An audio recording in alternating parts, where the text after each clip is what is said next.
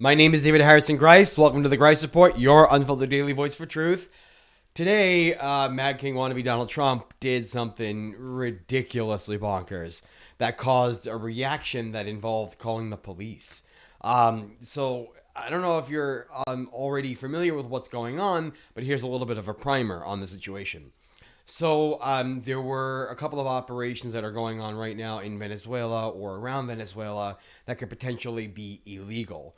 More specifically, because there are extrajudicial killings on the part of the Department of War on unproven boats. We don't know what the boats are. There's no evidence linking them to the drug cartels or anything else. They're just blowing up boats in the Caribbean Sea and in the Pacific. So a couple of veterans who are in Congress and the Senate pleaded with the military today in a video to prevent following of illegal orders. Now, that's a big thing because this is the Constitution. Soldiers, the military, top brass, everybody through and through, they took an oath to the Constitution of the United States. If they follow illegal orders, they are no longer following the Constitution, but instead obeying a dictator. So all the senators and congresspeople did was ask the military to follow their oath. That's it. It's the most American thing you could possibly think of. And Trump went out on Truth Social and said it was seditious and should be punishable by death. Now, after what happened on January 6th, we know that he's capable of inciting a riot.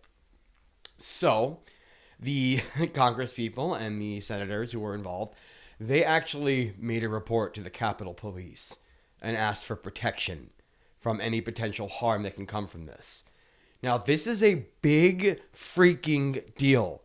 I can't overstate how much of a big deal this is because the very act of calling for violence on your fellow Americans could be considered sedition. It could be considered insurrection. So he's been trying to paint us as insurrectionists this whole time for being anti-fascist. Meanwhile, he did lead an insurrection on January 6th, and he's trying to lead one right now. Something's got to give. Someone's got to stand up. And unfortunately, we're not going to be able to see MAGA Mike Johnson or any of the rest of the losers actually stand up and do anything about it because they're not willing to stand up. They did it on the Epstein files because they were backed into a corner. But this is a whole new battle. So we're going to be following this very closely. If you like what you're hearing tonight, please remember to like, subscribe, and down here we have an email address, thegreisreport@gmail.com. Again, that's thegreisreport@gmail.com. Please send us any tips, leads, story requests, any videos you have of the ICE Gestapo, CBP Gestapo. I know Charlotte's Web is still going on. There was some misinformation before. So the sheriff in Mecklenburg thought that they were going to be leaving. Turns out, no, they're staying. So if you have videos from North Carolina, we are happy to share those. And hitting that subscribe button really helps us get the news out there because that's all we really want to do is push the truth out. Now, a little bit of a celebratory moment before we get into something that's heart-wrenching for me to talk about. Mary Martinez was freed of all charges. They dropped the charges. Why? Because everything that Customs and Border Patrol said that she did never happened. They have body cam footage. They have evidence through and through. They assaulted her. They rammed her car. They got out and they shot at her at least 5 times, wounding her and sending her to the hospital.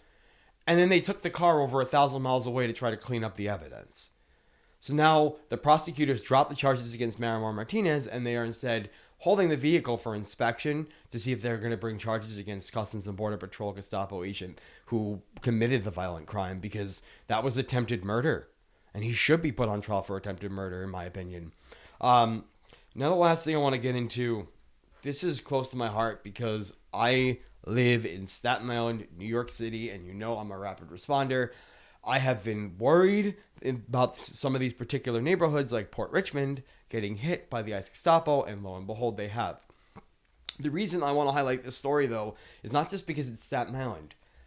The individual impacted, it's the stepfather of a National Guardsman.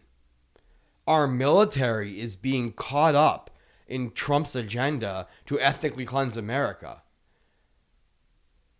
That's twisted. Good thing, though. The National Guard in D.C., they're being called off because Judge Giacob was like, no, that's totally illegal. He can't just do whatever he wants with the guard. But to see the disrespect that's going to come out of this, so I want you to actually see this video and see what it's doing to us here in New York. Year-old soldier on Staten Island says he feels betrayed by the United States after ICE agents took his stepfather into custody earlier this week. He says his stepfather has no criminal record, and now the U.S. soldier is reaching out to fellow service members and his community as he begs for his stepfather's release. Eyewitness News reporter Darla Miles is live in Port Richmond with the story. Darla. Well, Liz and David, the soldier feels betrayed, and so do some of the neighbors we've spoken to here in Port Richmond, Staten Island. This father, he's been in the country for about 2 decades, and they say that he's contributed meaningfully to this community. He was actually at the soldier's graduation on an Army base out of state, but it wasn't until he returned to the streets of Staten Island that he was arrested by the federal government. This is the long, prideful embrace between a father and son back in April, the day this 22-year-old from Staten Island graduated from basic training for the National Guard. Since then, times have changed. My stepfather, who has raised me for as long as I can remember, and who I consider my true father, was taken into ICE custody while on his way to work. Early that morning. That was Tuesday morning around 6:30 when the 41-year-old father of 5 from Mexico was arrested by ICE near the intersection of Castleton and Herberton Avenues. My sister called me, crying, to tell me what had happened. In that moment, I felt shock, anger, and disbelief. How could this happen to my father in the same country I proudly serve? The National Guardsman speaking out Thursday morning, surrounded by support at the La Colmena office in Port Richmond. That's a nonprofit community organization that provides resources for immigrants. Said there's other families that are going through this and many families that will go through this, you know. So I just want to know that their voice is also important, you know, and just like everyone's here to hear my story, you know, I want everyone else to come forward with their story. Jesus confirms that his father is undocumented with legal proceedings pending, but says he also has no criminal record. What's happening at this moment is that ICE is not targeting so-called criminals. ICE is targeting the hardworking mother, the hardworking father.